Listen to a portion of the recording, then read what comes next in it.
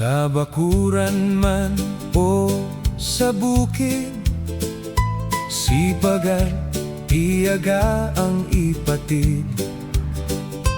Hukayin ang lupa't itanim, munting binhi ay diligin. Bawat araw ay alagaan, kalusugan ay makakamtan. Magtanim ng Magandang araw mga kaibigan, ako po si Jovert Kaski. So meron pong papakita sa inyo, isa pong papaya. So makikita po natin yung papayang ito ay malusog at maganda yung kanyang pagkakatubo. Meron po siyang bunga. Ito po ay na-survive nung panahon ng bagyo. So anong nangyari para matuloy niyang mabuhay ito, so ay hinayaan lamang namin siya. Naputol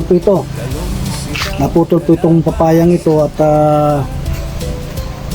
ngayon ay namunga na siya. Nakita niyo po ano? So maganda po yung kanyang pagkakabunga. So ngayon ang nangyari ay titingnan po natin ay meron po siyang sanga. Ito nga po, nakikita niyo po, meron po siyang sanga. Ang ganda po yung pagkakasanga niya. So ang gagawin ko ay tatanggalin ko po yung kanya, yung pinaka tag dito. Tatanggalin ko po yung kanyang pinaka ubod. Yun po sa taas, kung makita po natin sa taas yung pinaka ubod niya doon para po tumigil na siyang sa pagtaas. So gagawin din po natin mga kaibigan, mga kaski ay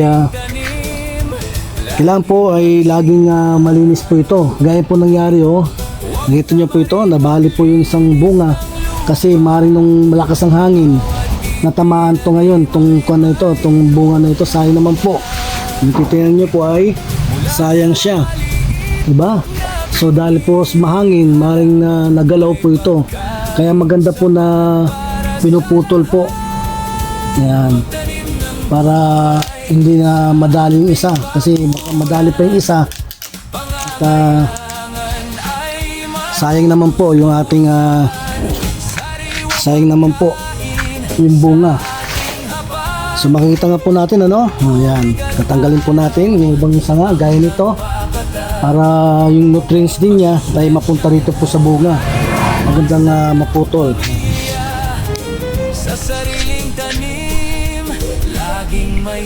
So yun nga po lilinisin po natin para yung nutrients niya po ay mapumunta rito. So maganda pong tanggalin po natin yung mga dahon niya rito.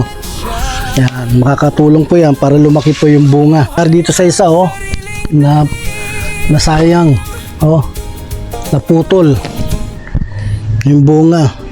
Maaaring ito nung malakas ang hangin nasagi po yung dahon. Kaya magandang pinuputol po natin yung dahon. Huwag na po doon banda sa taas kasi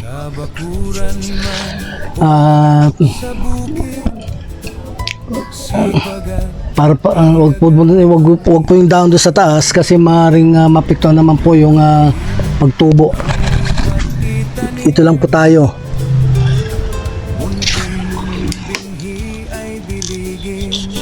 Ayan.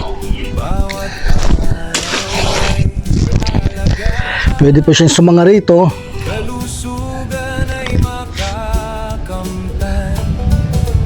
Tanggalin po natin yung na. Ayan, nakita nyo po so lalaki po yan, hindi na maapektuhan po yung kanyang bunga. So ayusin po natin. Ayan, diba? Ayan, para makapamunga siya ng maayos. Itong isa rin po, tanggalin po natin to. Itong isang dahon hindi na nakikita.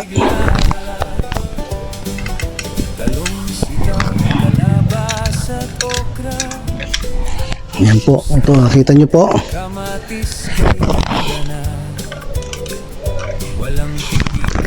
Ito pong isa.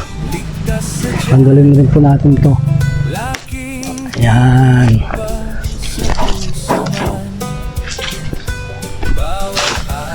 So, hintayin ko muna po na tumubo pa ng isa pa, mga siguro mga kompa.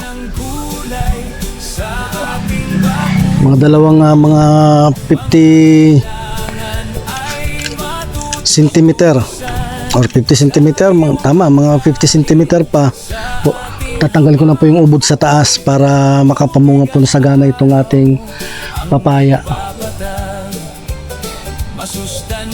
So yun, di ba? Kita nyo po, may bago siyang sanga. Yan. Maganda yung pagkakatubo ng sanga, ng bagong sanga. Yan. Kaya eksakto pag itong kana ito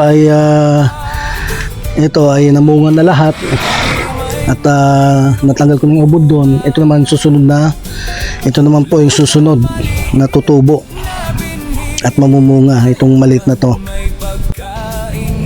So ito po yung bagong yung sanga. Yan ang susunod naman.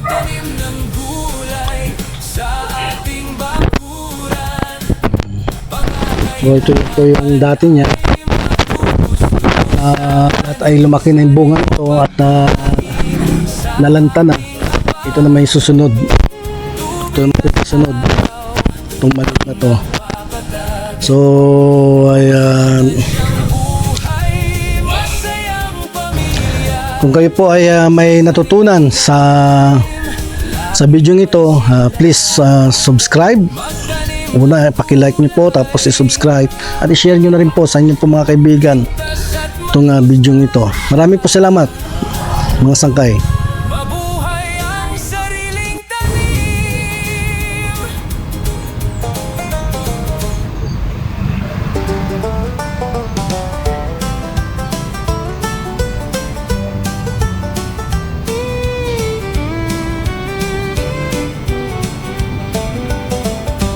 Sa bakuran man o sa bukid, sipag at tiyaga ang ipatid. Hukayin ang lupa't itanim, munting binhi ay dilim.